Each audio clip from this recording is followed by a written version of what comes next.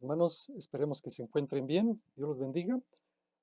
Vamos a reflexionar y vamos a hacer la siguiente pregunta. ¿Qué tan entendidos somos de la voluntad de Dios?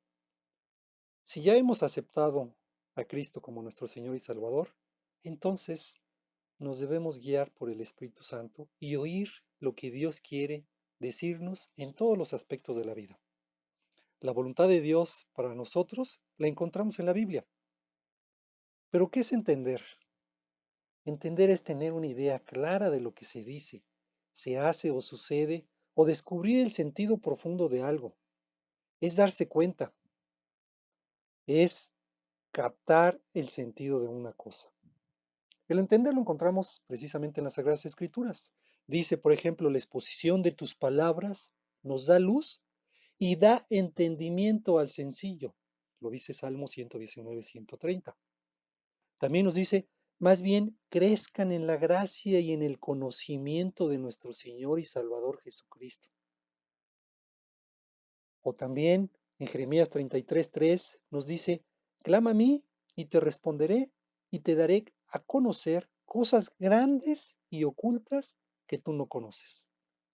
Proverbios 4:5 nos dice, adquiere sabiduría, adquiere inteligencia. No olvides mis palabras ni te apartes de ellas.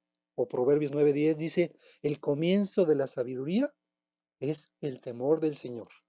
Conocer al santo es tener discernimiento. Dichoso el que haya sabiduría, el que adquiere inteligencia. El que ama la disciplina ama el conocimiento, pero el que la aborrece es un necio. Bueno, la Biblia es nuestra fuente de entendimiento.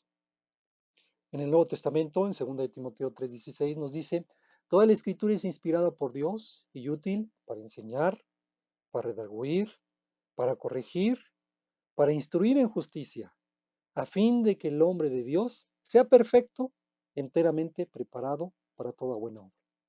¿Qué es lo contrario de entender? Es ignorar, es desconocer. Y ignorar es no saber, es no hacer caso de una cosa o fingir no tener conocimiento de ella, es desentenderse.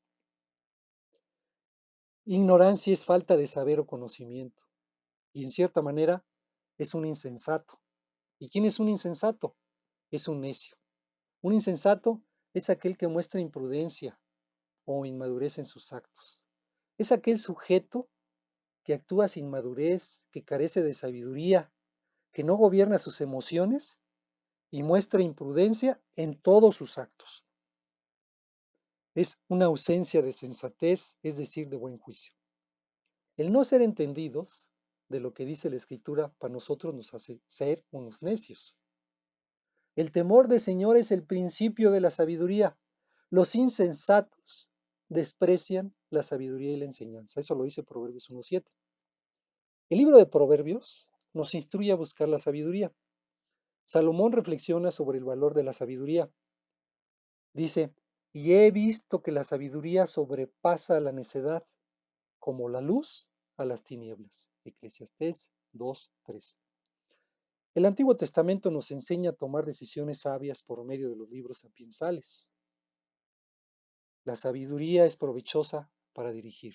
Pero hay un pasaje en el Nuevo Testamento que es Efesios 5:15 y dice, mirad pues con diligencia cómo andéis, no como necios, sino como sabios, aprovechando bien el tiempo, por tanto, no seáis insensatos, sino entendidos de cuál es la voluntad del Señor. Entonces nos dice que debemos de cuidar nuestro comportamiento, que debemos estar muy atentos a la manera que debemos vivir, que seamos inteligentes, que tratemos de descubrir cuál es la voluntad de Dios, que procuremos entender cuál es esa voluntad de Dios. Así que tengamos cuidado de cómo vivamos, que saquemos el mayor provecho de cada oportunidad en estos días. Por tanto, no debemos ser imprudentes, sino entendidos. Por eso nos dice la Escritura en otra versión que hay que tener mucho cuidado con la forma de vivir, que no vivamos como la gente necia, sino con sabiduría, Esto quiere decir que debemos aprovechar toda oportunidad para hacer el bien, porque estamos en una época llena de maldad. Por tanto, que no seamos tontos, mejor tratemos de entender cuál es la voluntad de Dios. Pensemos en algunos aspectos de la vida, por ejemplo, ante los problemas, dice que confiemos en Dios. Dice, venid a mí todos los que estáis cargados y trabajados, y yo os haré descansar. También nos dice que nos debemos deleitar en el Señor y Él nos concederá las peticiones de nuestro corazón. Que nos debemos de fortalecer en el Señor. Dice, los que esperan en Jehová nuevas fuerzas tendrán y volarán como las águilas. Que ante la parte de la sabiduría, dice que si alguno está falto de sabiduría, debe pedirle a Dios, quien es el dueño de la sabiduría. Eso lo dice Santiago 1:5. El Señor quiere que lo amemos con todo el corazón, el alma y con todo el espíritu y a los semejantes. Haciendo esto agradamos a Dios y reconocemos que es el Señor de nuestra vida. Él guía nuestros pasos y entonces caminamos seguros, con un propósito, el cual no es egoísta ni para hacer mal, sino en el camino del amor, que fue lo que nos enseñó Jesús al morir en la cruz y pagar por nuestros pecados. El amor a Dios, sobre todas las cosas, es la decisión más sabia y correcta que podamos hacer. Que todos nuestros actos y decisiones por hacer estén bajo el filtro de las enseñanzas bíblicas. Ante los problemas, pongamos la mirada en Jesús y con fe andemos con pasos firmes puestos los ojos en el iniciador y perfeccionador de nuestra fe, que es Jesús. Resumamos, ¿cuál es la voluntad de Dios en mi vida? Por ejemplo, Juan 10:10 nos lo dice, el ladrón no viene sino para hurtar, matar y destruir. Yo he venido para que tengan vida y para que la tengan en abundancia. Dios quiere que tengamos vida en abundancia. Y parte de tener esa vida en abundancia nos lo dice Efesios 5:19 y 20.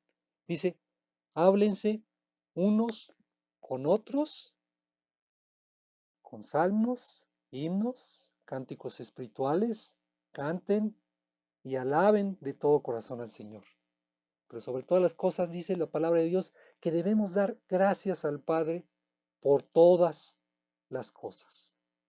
Pidámosle a Dios discernimiento para entender la palabra y como consecuencia seamos temerosos de Dios y nos hará sabios.